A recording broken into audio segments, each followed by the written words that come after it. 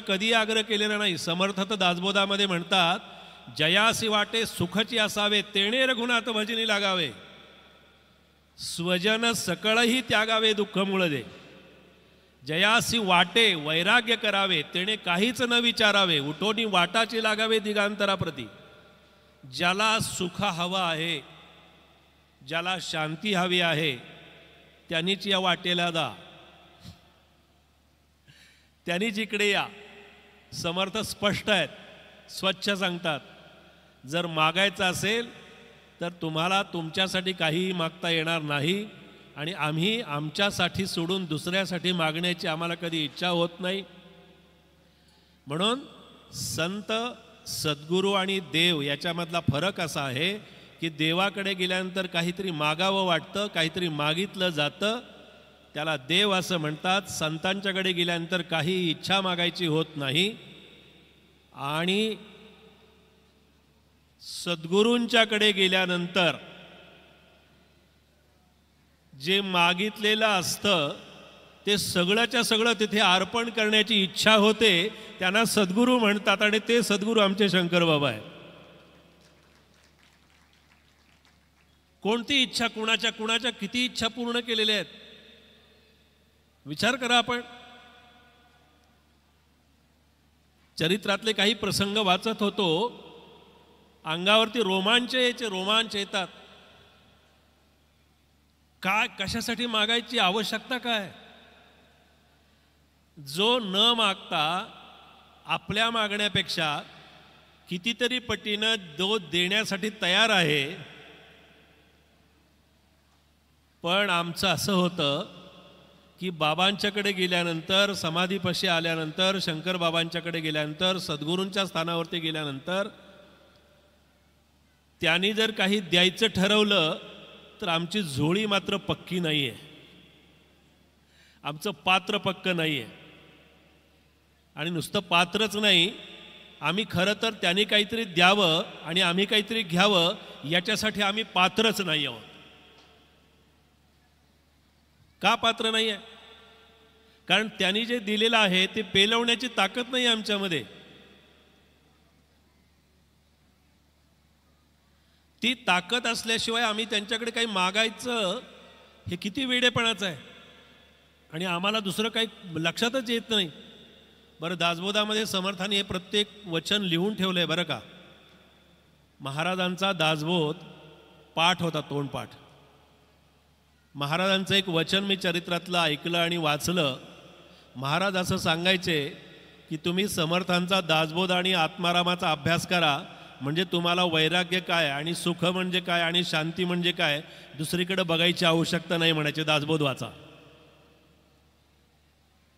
जसं दासबोध वाचायला सांगायचे तसं महाराज एक वचन सांगायचे की तुम्ही स्वामी समर्थांच्या दरबारात गेलात की स्वामी समर्थांची जी सेवा कराल आणि स्वामी समर्थांना जरी तुम्ही एक नमस्कार केलात तरी तोच नमस्कार मला पोचतो.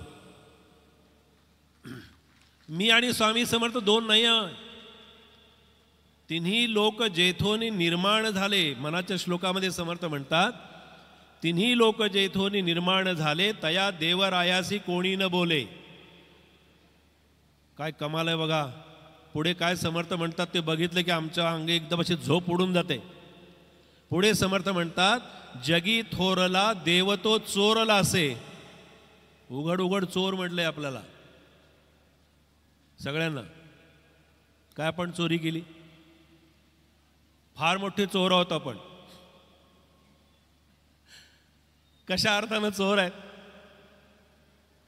अहो, सगळं जगातलं मायावे आणि खोटं हे सगळं आम्ही आमचं समजलंय ही आमची फार मोठी चोरी आहे. सगळ्यात मोठी चोरी आहे. आणि जे शाश्वत आहे, जे खरं आहे, जे टिकणार आहे, जे आमचं आहे, जे शाश्वत आहे, आमच्या बरोबर येणार आहे, ते आम्ही नको आहे आम्हाला, कारण ते आम्हाला लगेच परवडणारं नाही आहे. आणि जे शाश्वत आहे त्याचा आम्ही त्याग केला आहे, आणि जे खोटं आहे ते आम्ही घेतलं आहे. त्या खोट्याची चोरी आम्ही केलेली आहे. आणि ते समर्थांनी मनाच्या श्लोकात लिहून ठेवलं, जगी थोरला देव तो चोरला असे. आणि पुढे उपाय दिला आहे. उपाय उपाय हवा आहे ना? हवा आहे की नाही? जगी थोरला देव तो चोरला असे.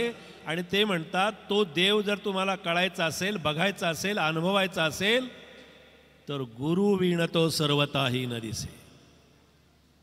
गुरूंशिवाय कळणार नाही. गुरूंचं अस्तित्व आम्हाला फक्त चमत्कारापुरतं अनुभवायचं हे नाही. चमत्कार कशाला म्हणतात माहिती आहे का? चमत्कार कधीही खरे अनुभवाला येत नाहीत, त्यांना चमत्कार म्हणतात. शंकर महाराजांनी केलेल्या प्रत्येक लीला या आपल्याला अस्तित्व रूपानं आपल्या समोर आहेत म्हणून त्या लीला आहेत. बालगंधर्व गाणगापूरला गेले होते. महाराजांची पूजा केली बालगंधर्वांनी. दत्त महाराजांच्या निर्गुण पादुकांची पूजा केली. त्या ईश्वराचं अस्तित्व रूपानं आपल्याला मिळालेला तो आशीर्वाद असतो, तो प्रसाद असतो. आणि जन्माला आलेल्या प्रत्येक माणसाला काही ना काहीतरी कला दिलेली आहे. कलेशिवाय एकही माणूस नाही आहे जगात. फक्त त्या कलेची आम्हाला अनुभूती नाही आहे किंवा आम्हाला ओळख नाही आहे. प्रत्येक कलावंत आहे. बालगंधर्वांनी दत्त महाराजांची पूजा केली. गाणगापूरचं सगळं भिक्षा पात्र वगैरे सगळं काय केलं. आणि सगळं करत असताना प्रवासाला निघाले परतीच्या. आणि परतीच्या प्रवासाला आल्यानंतर रेल्वे स्टेशनला आले. रात्री उशीर झाला, गाडी काही मिळेना. आणि गाडी मिळेना म्हटल्यानंतर आता काय करायचं. आम्ही काय करतो, गाडी मिळत नाही किंवा लेट होते म्हटल्यानंतर काहीतरी जरा दुकानं शोधतो, जरा कुठे सॅम्पल काही मिळतंय का. सगळीकडे फेरा मारला, कुठे काही खायला मिळेना. भूक लागलेली आहे. याच्यासाठी मी एकच वाक्य आपल्याला इथे सांगू इच्छितो. महाराजांच्या कृपेनं हे सगळं जे आहे ना, हे सगळे महाराज लीला करत असतात. आपल्याला भूक लागणं आणि प्रसाद ग्रहण करणं ही सुद्धा देहाची भूक असली तरी सुद्धा ती महाराजांचीच लीला आहे. भूक लागलीच नाही. प्रत्येक पेशंटची तुम्ही सगळे बसलेले सोडून डॉक्टरांच्याकडे गेलं की कितीही खात असला तरी सुद्धा डॉक्टरांना सांगायचं, डॉक्टर जेवणच जात नाही. किती जायला पाहिजे तुला. अरे एका वेळी एवढा वाडगाभर आमरस खातोस, 400 शुगर झाली तरी सुद्धा म्हणतो जेवण जात नाही. सकाळी चहा बरोबर आहेच, नाश्ता आहे, पुन्हा काहीतरी खाणं आहे, पुन्हा इकडून तिकडं खाणं आहे. आणि परत डॉक्टरकडे पहिली तक्रार, डॉक्टर जेवणच जात नाही. बरं डॉक्टर काय म्हणणार, डॉक्टरांचा व्यवसाय आहे शेवटी तो.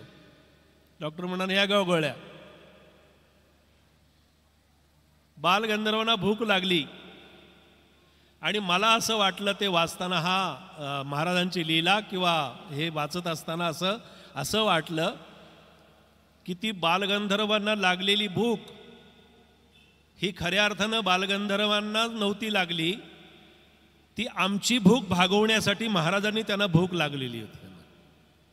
महाराजांनी ती लीला केली होती. काही खायला मिळेना म्हटल्यानंतर तिथे बसून राहिले. आता काय करायचं.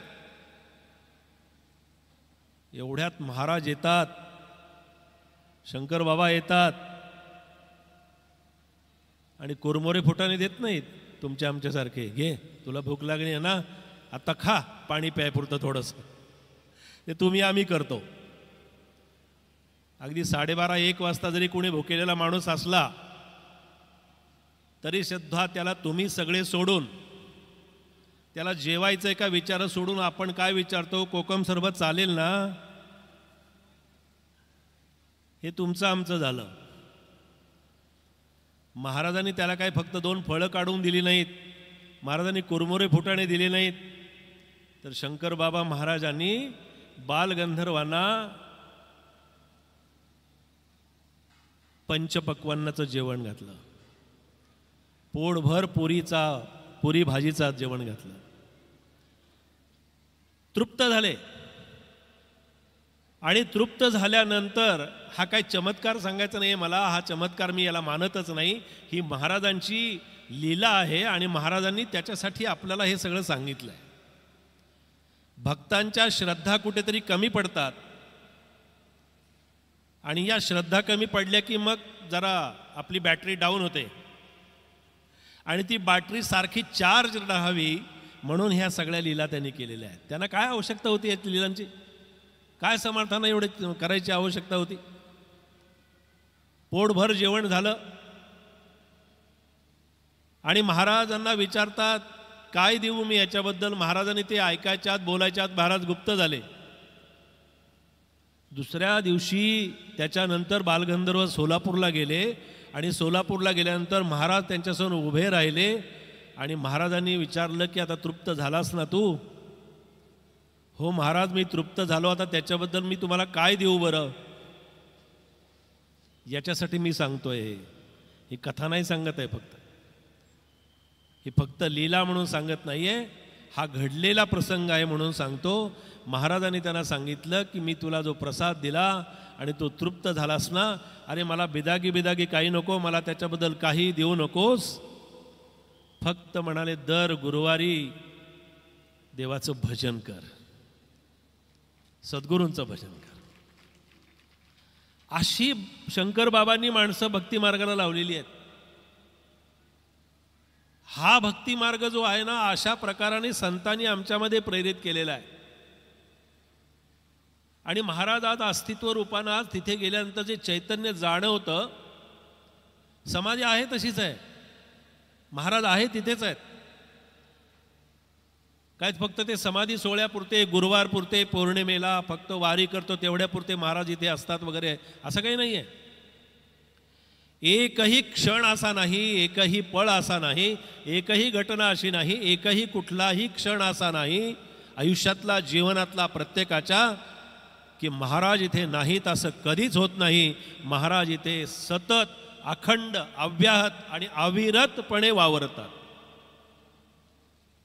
फक्त आम्हाला त्यांचं दर्शन घेण्यासाठी मगाशी जसं म्हटलं की त्यांनी दिलेली प्रसाद वस्तू, प्रसाद भेट काही ते त्यांनी दिलेलं ना, आम्हाला त्याचं महत्त्व कळत नाही, आम्हाला ते लक्षात येत नाही. आम्हाला त्यांनी प्रत्येक प्रसंगातून बाहेर काढलेलं आहे. आम्हाला फक्त आमच्यावरती संकट आली, आमच्यावरती काहीतरी असं संकट कोसळलं की आम्हाला महाराज आठवतात, महाराज दिसतात आणि त्यावेळेला आम्ही फक्त महाराज महाराज करतो. त्यावेळेला आम्ही त्यांना फक्त जाऊन नमस्कार करतो, त्यावेळेला आम्ही त्यांची महापूजा करतो, त्यावेळेला आम्ही त्यांना काहीतरी द्यायचा प्रयत्न करतो. पण महाराजांना कशाचीच आवश्यकता नसते. महाराजांना फक्त आणि फक्त 2 हात आणि 3ऱ्या मस्तकाची गरज आहे. आणि ते 2 हात सुद्धा कसे हवे आहेत, कशा प्रकारचे हवे आहेत. आमचे 2 हात आहेत ना, दोन्ही हाताचे उपयोग वेगवेगळे आहेत, दोन्ही हाताचं कार्य वेगळं आहे. बघा 2 हात दिले, 2 पाय दिले, 2 डोळे दिले, 2 कान दिले, तोंड एकच दिलं. आणि ते एक दिलेलं असून सुद्धा आम्ही ते 2 समजून काम करत असतो. तोंड एकच दिलं का एक दिलं? कधी विचार केलाय? कधी अभ्यासलंय का? नाक जरी एक असलं तरी 2 नाकपुड्या दिलेल्या आहेत दोन्ही बाजूनी. एका बाजूने घे, एका बाजूने सोड. तोंड मात्र एकच दिली, जिव्हा एकच दिली, वाणी एकच दिली. याचं कारण असं की एक मुखानं आपल्याला भगवंताचं, एक दिलानं, एक श्रद्धेनं, एक भावानं, तो एकाच मुखानं फक्त भगवंताचं आणि भगवंताचंच नाम घे म्हणून एक मुख दिलेलं आहे. किती त्या एकमुखी रुद्राक्षासाठी धडपडतोय. पण मला आश्चर्य वाटतं की तो एकमुखी रुद्राक्ष आम्हाला कशासाठी हवा आहे, तर सतत आमच्या डोक्यावरती लक्ष्मीचं वरद असतं राहावा म्हणून. हा एकमुखी रुद्राक्ष आम्हाला धारण करायला सांगितलं, आम्ही धारण करतो आमच्या गळ्यामध्ये. पण तो एकमुखी रुद्राक्ष धारण करून सुद्धा आम्हाला लक्ष्मीची प्राप्ती होत नाही, आम्हाला लक्ष्मी मिळत नाही. म्हणून सहज आपलं गमतीनं सांगतो बरं का, फार मनावर सिरियसली घेऊ नका. आम्ही ज्याच्या मागे लागतो ना ते आमच्यापासून दूर दूर जात असतं. आणि आम्हाला ज्याचं महत्त्व कळत नाही, आम्हाला जे महत्त्व लक्षात येत नाही, आम्हाला जे लक्षात येत नाही ते महाराज आमच्या अनेक वेळेला लक्षात आणून देतात की बाबा रे, लक्ष्मीची आराधना करायची, लक्ष्मीला बोलवायचा, मार्गशीर्षातले गुरुवार करायचे खडी साखरेचे कडक.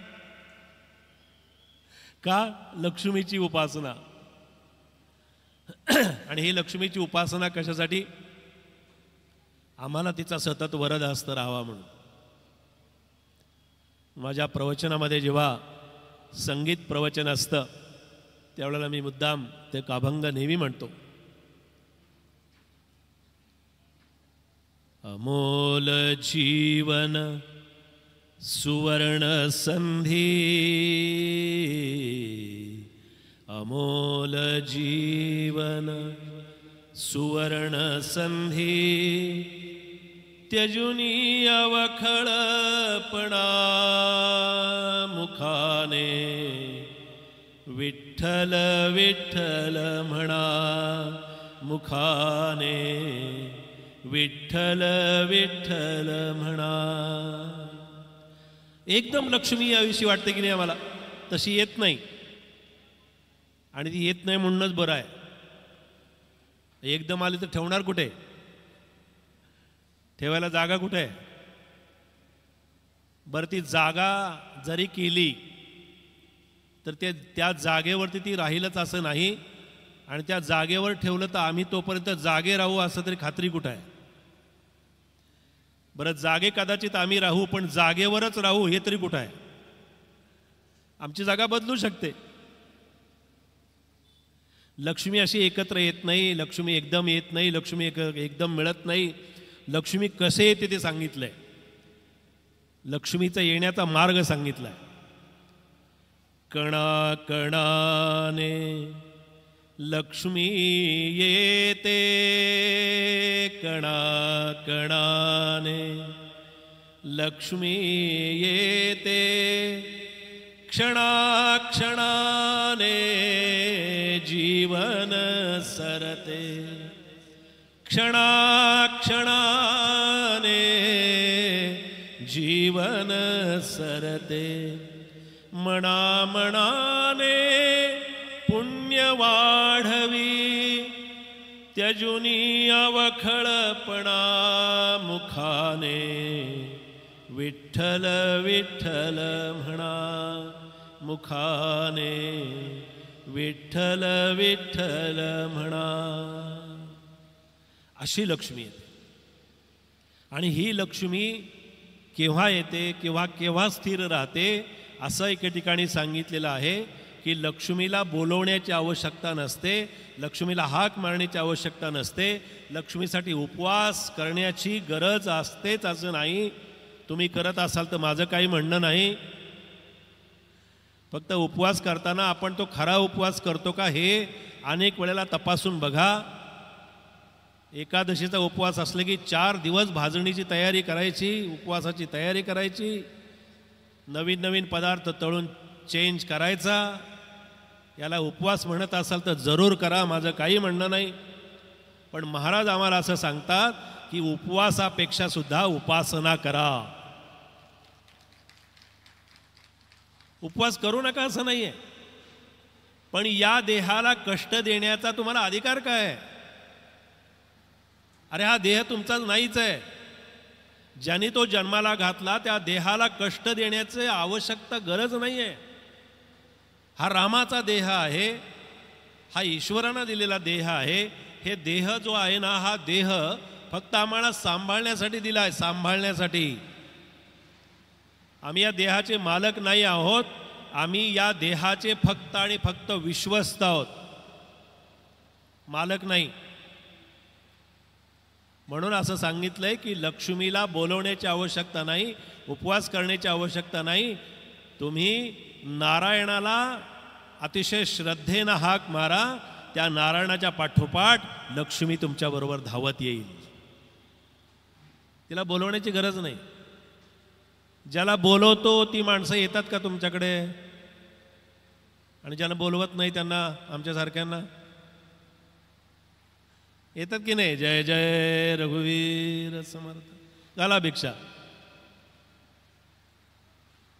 आणि जी माणसं आम्हाला हवी आहेत, जी माणसांना आम्ही बोलवतो, त्यांना किती आग्रह केला तर ती माणसं येतच नाहीत. महाराज मात्र सतत आमच्या दाराशी उभे आहेत, सतत आमच्या पाठीशी उभे आहेत आणि सतत आमच्या बरोबरच आहेत. याची जाणीव आम्हाला होत नाही, याच्याकडे आमचं लक्ष असत नाही. म्हणून मला नेहमी असं वाटतं की महाराजांच्या समोर आल्यानंतर किंवा महाराजांना शरण गेल्यानंतर ते सद्गुरू तत्व आहे. म्हणून मगाशी जसं सांगितलं की देव हा इच्छा निर्माण करतो, संत आणि सद्गुरू आमच्या इच्छा संपवून टाकतात. म्हणून संतांच्याकडे जात असताना संत ही आमच्या आनंदाची अनुभूती देणारी शक्ती आहे, आनंदाचा अनुभव देणारी शक्ती आहे. म्हणजे काय माझ्या पदार्थ मी सांगत नाही आहे, दासबोध उघडला की लक्षात येईल.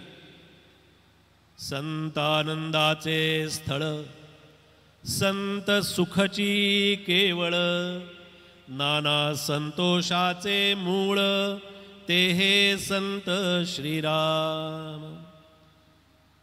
आमरस पोटभर खाल्ला, श्रीखंड खाल्लं, आम्हाला कशाची गरज असते तुम्ही सांगा? विश्रांतीची. महाराजांच्या ठिकाणी बसल्यानंतर आपण एक गोष्ट आज नीट व्यवस्थित लक्षात घ्या आणि लक्षात ठेवा. आपण विसरतो, हल्लीच्या काळात सांगायचं झालं तर मोबाईल सोडून सगळं विसरतो. मोबाईल कधी विसरत नाही, सगळं विसरतो. हे विसरायला सांगितलंय, पण काय विसरायला सांगितलंय आणि काय लक्षात ठेवायला सांगितलंय हेच आमच्या लक्षात राहत नाही. म्हणून समर्थ रामदास स्वामींनी असं सांगितलं, अति आदरे ठेवीजे लक्ष तेथे. कुठे? त्या सद्गुरूंच्या स्थानावरती. बाबांची काही वचनं मी वाचत होतो, शंकर बाबांची. ते असं म्हणाले, फार किती सुंदर वाक्य आहे हो त्यांचं, माझ्या अंगावरती काटे येतात, रोमांच येतात. महाराजांचं ते वाक्य ऐकलं, वाचलं की असं डोळ्यात पाणी येतं, अंग शहारून येतं. महाराज असं एवढं सांगतात. महाराजांनी असं तिथं लिहून ठेवलंय की महाराज म्हणाले, तुम्ही जगावरती फार जे काही तुम्ही उपकार करता, जगावरती तुम्हाला काही द्यावंसं तुम्ही द्यावं असं काही नसतं म्हणाले. तुम्ही फक्त आणि फक्त म्हणाले एवढं एकच काम करा. शंकर बाबांचं वाक्य बरं का, नीट लक्ष ठेवून ऐका. शंकर बाबा असं म्हणाले की तुम्ही बाकी काही द्या, अगर कुणाला देऊ नका, माझं काही म्हणणं नाही म्हणाले. फक्त तुम्ही म्हणाले माझ्यावरती जेवढं प्रेम केलं ना तेवढं सगळ्यांच्यावरती प्रेम करा. काय आणखी सोपं काय सांगायचं याच्यापेक्षा? महाराजांच्यावरती प्रेम आहे की नाही आपलं? महाराजांच्याकडे लक्ष आहे की नाही? महाराजांच्याकडे आपली भक्ती आहे की नाही? महाराजांच्याकडे आपल्याला प्रेमानं आपण जातो का जातो? महाराज म्हणाले माझ्यावरती जेवढं प्रेम करतोस. गोंदवलेकर महाराजांनी तेच सांगितलं, समर्थांनी तेच सांगितलं, माझ्या सद्गुरूंनी श्रीधर स्वामी महाराजांनी तेच सांगितलं, सगळ्या संतांनी तेच सांगितलेलं आहे. तुम्ही आमच्यावरती जेवढं प्रेम करतात तेवढंच तुम्ही फक्त जगावरती प्रेम करा. आणि हा धर्म आहे. संतांनी कधी अशी धर्माची विभागणी केलेली नाही. संतांनी धर्म असे वाटून घेतलेले नाही आहेत. आम्हाला धर्म नीट कळलाच नाही. सर्व जगतामध्ये खरा धर्म समर्थ सांगतात, स्वरूपी राहणे हा स्वधर्म आहे. आपला स्वधर्म बघा, आपला धर्म बघा काय आहे तो. आणि हा धर्म महाराज कुठले का कोण म्हणतोय महाराज फक्त एका धर्माचेच होते म्हणून? अहो महाराज ज्या ज्या मंदिरात जायचे, ज्या ज्या ठिकाणी जायचे, महाराज त्यांचे होऊन जायचे. चरित्र वाचल्यानंतर लक्षात येतं. आम्ही वाचत नाही आणि म्हणूनच आम्ही वाचत नाही. गेलं वाटतं डोक्यावरून, जाऊ दे. आम्हाला जर वाचायचं असेल, आम्ही जर वाचलं तरच वाचण्याची शक्यता आहे. आम्ही वाचतच नाही, अभ्यासच करत नाही. अहो, महाराज प्रत्येक धर्मस्थळावरती जात होते आणि प्रत्येक धर्मस्थळावरती महाराज गेल्यानंतर त्या ठिकाणी गेल्यानंतर मग ते मंदिर असेल, मस्जिद असेल, मस्जिदीमध्ये गेले की महाराज तिथे कुराण पठण करायचे. मुखोद्गत प्रयत्न करतोय, धर्माला कुठेतरी आम्ही कमी लेखतोय, धर्म आम्ही कमी समजतो आहोत. एवढा सोपा नाहीये तो धर्म की आम्हाला कळेल. हा स्वधर्म आहे. महाराज प्रत्येक ठिकाणी गेले की त्या त्या धर्माचे अनुयायी व्हायचे. तुम्हाला आश्चर्य वाटेल, आता विषय आला म्हणून सांगतो की समर्थांचे कित्येक यवन शिष्य आहेत. तुम्ही सज्जनगडावरती जा आणि गडावरती गेल्यानंतर आतमध्ये जाताना 2 कबरी आहेत. त्या कबरी बघितल्या की ज्यांचा अभ्यास नाही, ज्यांना माहिती नाही, ज्यांनी वाचलेलं नाही, ज्यांना काहीच कळत नाही, ज्यांना काही माहिती नाही, ते म्हणा अहो ह्या इथे कबरी इथे कशा काय. गडावरती जाताना उजव्या हाताला त्या कमानीच्या आतमध्ये गेल्यानंतर 2 कबरी आहेत. ते अफगाणिस्तानीतून 2 यवन आले आणि ते 2 यवन येऊन समर्थांना शरण गेले आणि समर्थांच्याकडून अनुग्रह घेतला आणि ते समर्थांचे शिष्य झाले. त्या शिष्यांच्या त्या कबरी आहेत. संतांचं मोठेपण आहे आणि हे संतांचं मोठेपण आम्हाला अभ्यासावं लागतं, त्याचं चिंतन करावं लागतं. शंकर बाबा ज्या ज्या ठिकाणी जायचे त्या त्या ठिकाणी त्या त्या देवतेला, त्या त्या स्थानाला ते पवित्र मानायचे. आमच्यामध्ये तेवढा पवित्रपणा आला पाहिजे. समर्थ रामदास स्वामींनी 12 वर्ष भारत भ्रमण केलं. सुवर्ण मंदिरात पण गेले, शिखांच्या गुरुद्वारात गेले. नांदेडच्या गुरुद्वारात जाऊन बघा, आत्तापर्यंत कोणाचं धाडस झालं नाही, पण आमच्या आत्ताच्या प्रधानमंत्र्यांनी तिथल्या नांदेडच्या गुरुद्वारामध्ये, आत्ता ज्यांचं मगाशी भजन ऐकलं ना, त्या नांदेडच्या गुरुद्वारामध्ये जर कधी आपण गेलात तर तिथे गुरुद्वारामध्ये समर्थांची आणि छत्रपती शिवाजी महाराजांची भेट दाखवलेली आहे. शिखांचे धर्मगुरू हरगोविंद सिंगांची आणि समर्थांची भेट दाखवलेली आहे. हे मला सांगण्याचं तात्पर्य असं की मी भक्तीतून तुम्हाला इकडे थोडंसं आणलं. त्याचं कारण असं की शंकर बाबा असतील, समर्थ असतील, सगळे संत आणि सगळे जे काही ईश्वरी जे काही अवतार होऊन गेले ना, या सगळ्या ईश्वरी अवतारांनी आम्हाला खरा धर्म समजावून सांगितला. आणि खरा धर्म आम्हाला जर कळून घ्यायचा असेल, खरा धर्म जर आम्हाला समजून घ्यायचा असेल, आम्ही आत्तापर्यंत म्हणत आलो की नाही, तुम्ही लहानपणी म्हटलेलं आहे, ऐकलेलं आहे, खरा तो एकची धर्म आहे की नाही, जगाला प्रेम अर्पावे. खरा तो एकची धर्म जगाला प्रेम अर्पावे. हे प्रेम देता आलं पाहिजे. हा प्रेम हा भक्ती मार्गाचा जिव्हाळा आहे. प्रेम हा भक्ती मार्गाचं प्राण आहे. प्रेम हा भक्ती मार्गाचा श्वास आहे आणि तो महाराजांनी जपला आणि तो महाराजांनी आम्हाला शिकवला. किती महाराजांच्या लीला आहेत. आज त्यांच्या दरबारात आल्यानंतर त्यांच्या लीला का सांगायच्या की महाराजांचं मोठेपण आणि महाराजांची जी शक्ती आहे ना, महाराजांचं जे सामर्थ्य आहे ना, हे अफाट सामर्थ्य आहे.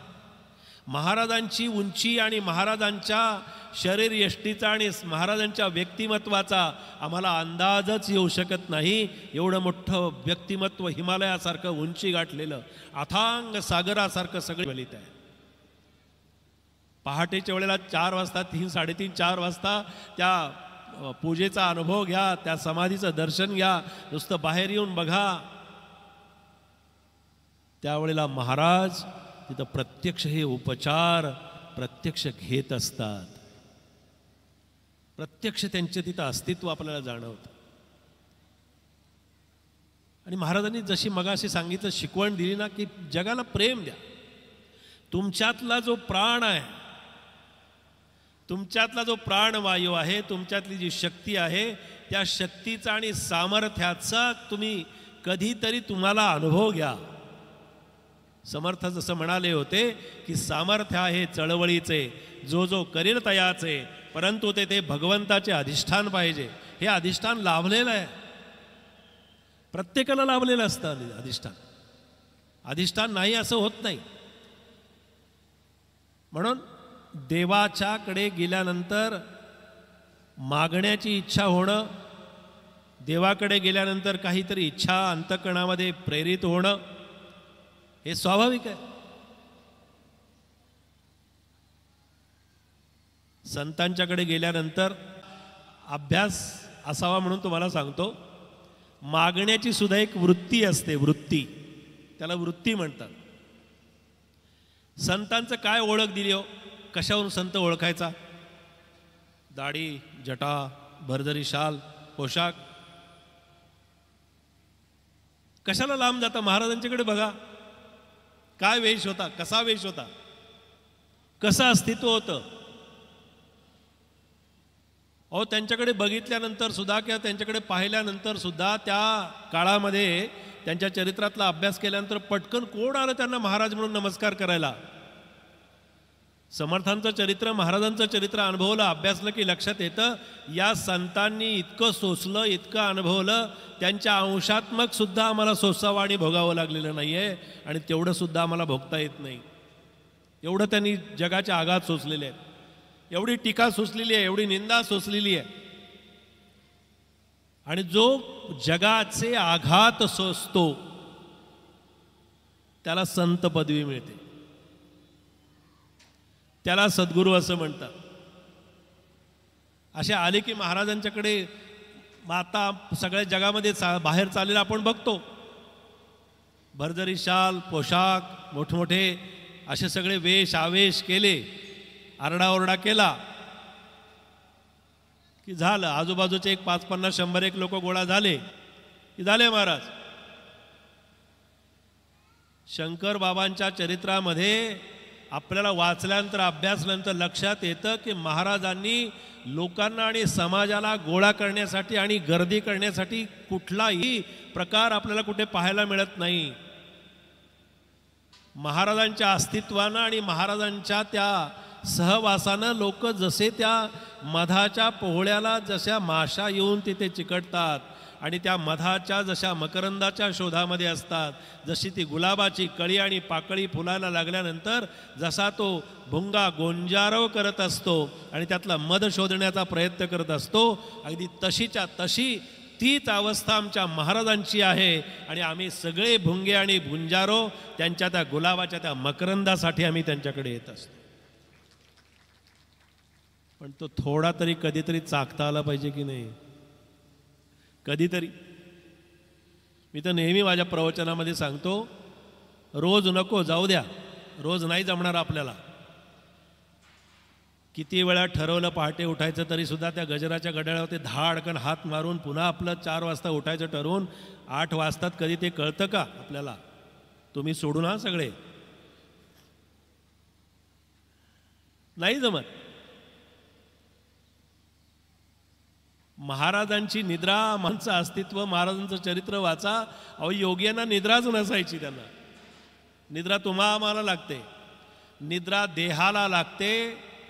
निद्रा आपल्या त्या योग निद्रेला निद्रा म्हणत नाहीत, आणि ती निद्रा आम्हाला अनुभवता आली पाहिजे. त्या निद्रेमध्ये आम्ही जेव्हा जातो त्या देहाला आलेली मरगळ आणि त्या मरगळीतून हे सगळे प्रकार झाले. एक दिवस तरी असा उजाडावा, एक दिवस, कुठलाही दिवस निवडा, एक दिवस असा उजाडावा आपल्या जीवनामध्ये आणि आपल्या आयुष्यामध्ये. एक क्षण असा यावा की त्या दिवशी आणि त्या क्षणाला एक ना एक दिवस शंकर बाबा महाराजांनी म्हणावं की तू माझा आहेस, माझा आहेस. आणि मी त्यांना म्हणावं की महाराज माझं कोणीच नाहीये, तुम्ही आणि फक्त तुम्हीच माझे आहात. एवढा एक दिवस तरी आपल्याला म्हणता येते का? जमेल का?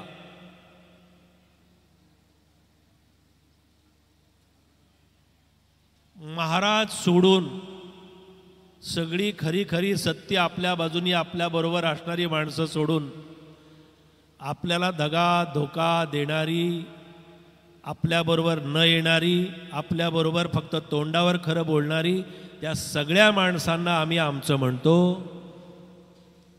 आणि ज्यांना आपण आमचं म्हणायला पाहिजे त्यांचा आम्हाला आमचं म्हणायला तयार नाही. बरं, त्यांना नाही तशी आवश्यकता आम्हाला आहे.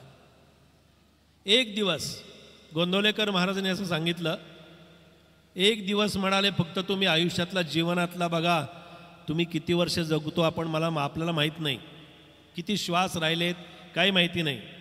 फक्त म्हणाले एक दिवस असा येऊ द्या, असा एक दिवस उजाडू द्या की आयुष्यातला एक दिवस एक क्षण मी फक्त आणि फक्त रामासाठी जगावं. रामासाठी जगावं. कामासाठी रोजच जगतोय आपण, रामासाठी जगायचा प्रयत्न करा. कारण आमचा आधार शोधायचा आहे. वरची शक्ती आमच्या पाठीशी शक्ती आणि त्या शक्तीचं झाले स्मरण हा आमच्या जीवनातला फार मोठा अडसर आहे, फार मोठा प्रॉब्लेम आहे. आणि महाराजांनी किंवा संतांनी आणि सद्गुरूंनी आम्हाला हे सांगितलं की अरे बाबा तुझ्या पाठीशी, संतांनी आणि सद्गुरूंनी आम्हाला हे सांगितलं की अरे बाबा तुझ्या पाठीशी असणारी शक्ती तुला अनुभवाला येत नाही, तुला दिसत नाही म्हणून ती खोटी असं म्हणतोस का? सत्य आणि अनुभवाला येणारी शक्ती कधीही आपल्याला या नाशिवंत डोळ्यांनी दिसणार नाही. कधीही महाराज उघड्या डोळ्यांनी मी शंकर महाराज आहे आणि मला नमस्कार कर असं महाराज कधीही आपल्यासमोर येऊन म्हणणार नाहीत. महाराज अशा रूपामध्ये येतील, अशा वेशामध्ये येतील की ज्या वेळेला महाराज जरी समोर आले तरी सुद्धा माझ्या ते लक्षात येणार नाही.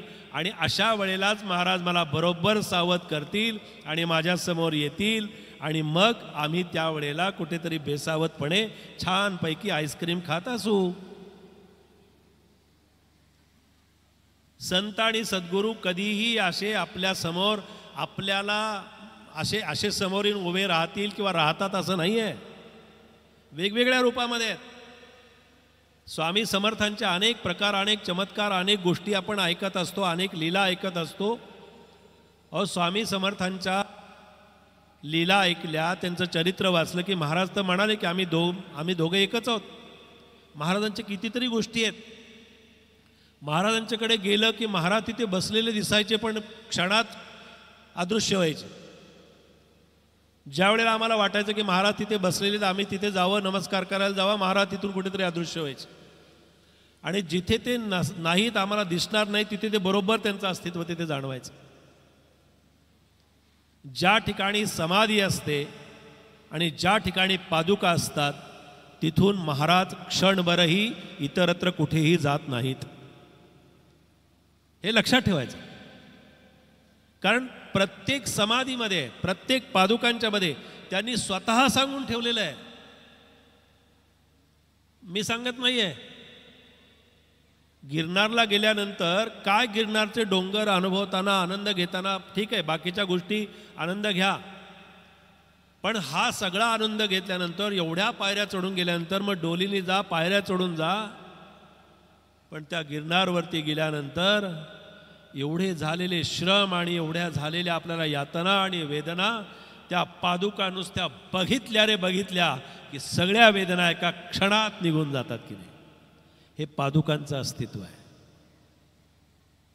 कितीही व्यापलेला असू दे, कितीही व्याकुळलेला असू दे, कितीही त्रासलेला असू दे, समाधीपाशी आला आणि साष्टांग नमस्कार केला आणि 5 मिनिटं तिथे जर डोळे मिटून बसला, सगळेच्या सगळं विसरून जायला होतं. काही आठवण राहत, काही लक्षात राहत. म्हणून हा अनुभव घेण्यासाठी आपण काय करावं? एक उपाय आहे, एक मार्ग आहे जो महाराजांनी सांगितला. महाराजांची बोधवचनं वाचा, महाराजांच्या चरित्राचा अभ्यास करा. महाराज म्हणाले, अरे तुझ्या मनाला अडकवण्याच्या किंवा मनाला तुझ्या अस्वस्थ करणाऱ्या ज्या काही गोष्टी आहेत, जे काही विषय आहेत, मनाला अस्वस्थ करणारे, इथं बसलेल्या प्रत्येकाला असे काही ना काहीतरी प्रसंग आहेत, अशा काहीतरी घटना आहेत की जी घटना कितीही विसरायचं म्हटलं तरी आपण विसरणं शक्य आहे का? तुम्ही जरा बोला, म्हणजे तुम्ही जागे आहात हे मला कळेल आणि मला जरा बरं वाटेल. प्रत्येकाला अशा काही ना काहीतरी घटना आहेत की ज्या आम्ही विसरू शकत नाही. एक ना एक कुठला तरी जीवनातला असा काहीतरी प्रसंग असतो की जो आम्हाला कधी आठवत नाही आणि जो कधी आम्हाला विसरणं कधी शक्य होत नाही. महाराज म्हणाले की तुला जो प्रसंग विसरणं शक्य नाही तो प्रसंग येऊन माझ्या चरणी अर्पण कर. तू विसरणार नाहीस म्हणाले. अर्पण तर करू शकशील, माझ्या चरणावर सोपवशील, मला देऊन टाक. तुझ्या सगळी काळजी, तुझ्या सगळ्या चिंता, तुझ्या सगळ्या व्यथा, तुझे सगळे आजार, अहो सगळं महाराजांनी त्यांच्याकडे घेतलंय. आणि सगळी व्यवधानं, सगळं डिपार्टमेंट, सगळं काही जे आहे आमच्या आयुष्याची काळजी, चिंता, सगळं जर त्यांनी त्यांच्यावरती घेतलेलं आहे, कशासाठी डोक्यावर ओझं घ्यायचं आपण? टेन्शन वाढवायचं, ताणतणाव वाढवायचे. बरं, अस्वस्थ होण्यासाठी काही कारणं तरी तेवढी मोठी असावीत ना? आहेत का तेवढी मोठी कारणं? आमची कारणं तर भयानक आहेत अस्वस्थ होण्यासाठी. आता सव्वा तास दीड तास इथं प्रवचनामध्ये बसलेले आहेत.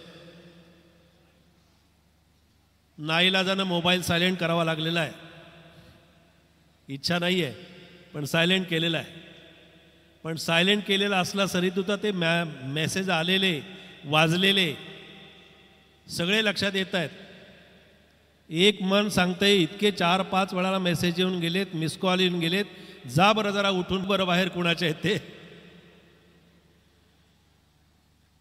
10% खाली बॅटरी आली. किती अस्वस्थता आहे. आता कुठं चार्जर करायचो, मठात तर जायचंय, खिचडीचा प्रसाद घेतल्याशिवाय तर जाणं शक्य नाही.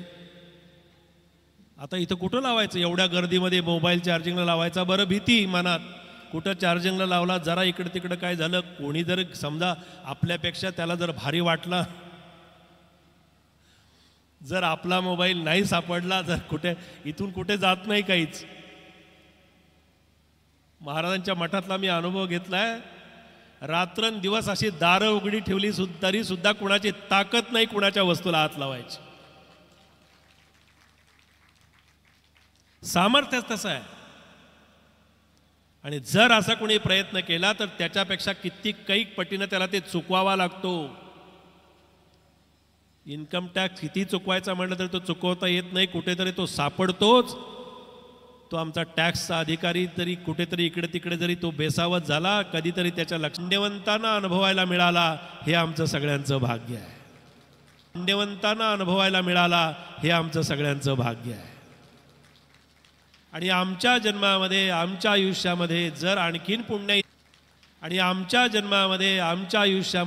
आणखीन पुण्याईचा कोणता भाग आला असेल तर महाप्रयागराजचा महाकुंभ सोहळा भाग आला असेल तर महाप्रयागराजचा महाकुंभ सोहळा आमच्या जन्मामध्ये, आमच्या याच देही याच डोळा आम्हाला अनुभवायला मिळाला, म्हणून आम्ही सगळे पुण्यवांत.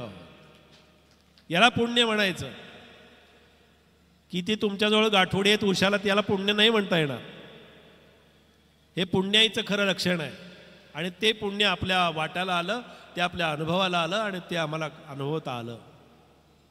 म्हणून आपल्या जीवनाचं इति कर्तव्य, आपल्या जीवनाची साफल्यता, आमच्या जीवनाची सहजता आणि आमच्या जीवनाला जर सद्गुरू कृपेला आम्हाला पात्र व्हायचं असेल, आमच्या याच देहामध्ये आम्हाला काहीतरी त्याचा अनुभूती आणि अनुभव जर घ्यायचा असेल, जर आम्हाला तो आनंद सोहळा आमच्या डोळ्याने अनुभवायचा असेल, तर महाराजांच्या या खिचडीचा आनंद घेताना जो आम्हाला आनंद मिळतो, महाराजांना खिचडीच का आवडते, महाराजांना खिचडीच का आवडली, महाराज खिचडीचाच का प्रसाद देत होते, तर खिचडीमध्ये जसं अनेक प्रकार, त्याच्यामध्ये डाळ, तांदूळ, मसाला अमुक तमुक सगळं त्याच्यामध्ये समाविष्ट करावं लागतं.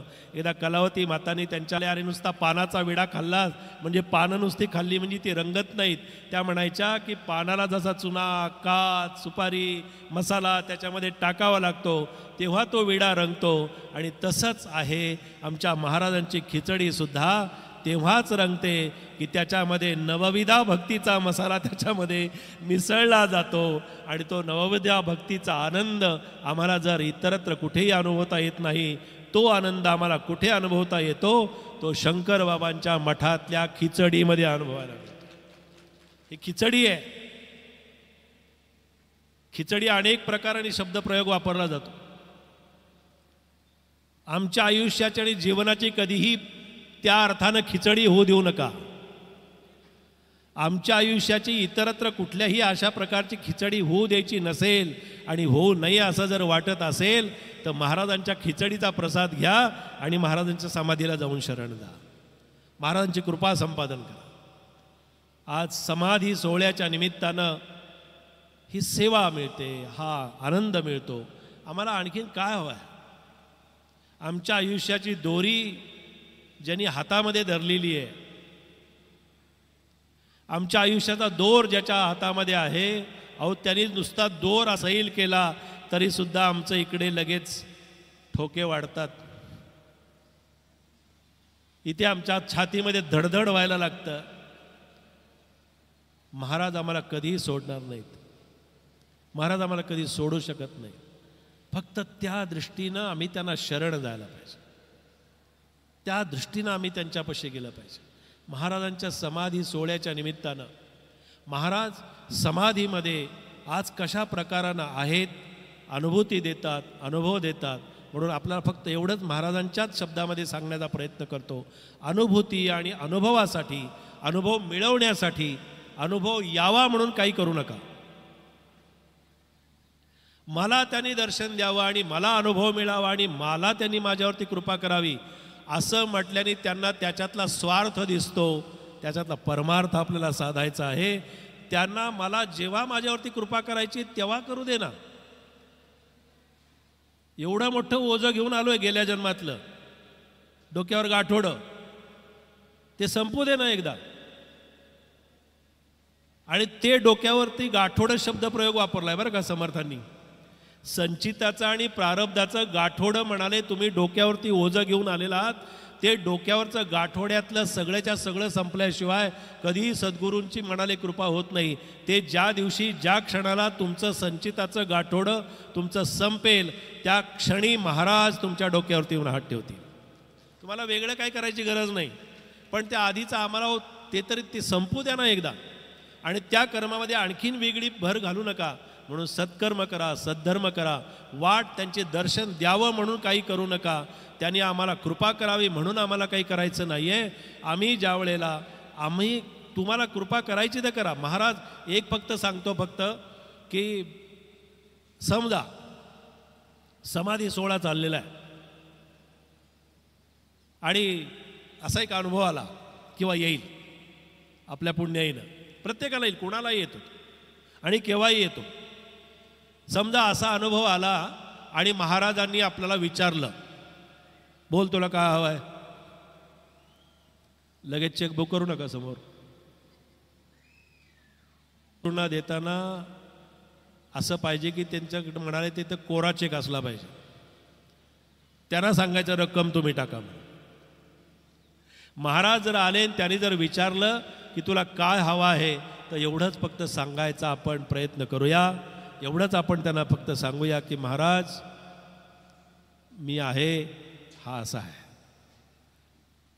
बरं काय देऊ असं जर विचारलं तर एवढंच फक्त सांगायचं की माझ्याकडे पाहून तुम्हाला जे आणि जेवढं द्यावंसं वाटतं तेवढंच फक्त द्या. असं जर म्हणाल मोठ्या अंतकरणाने तर तुम्हाला आयुष्य नव्हे पिढ्यानपिढ्या न संपणारं सुद्धा महाराज देतील.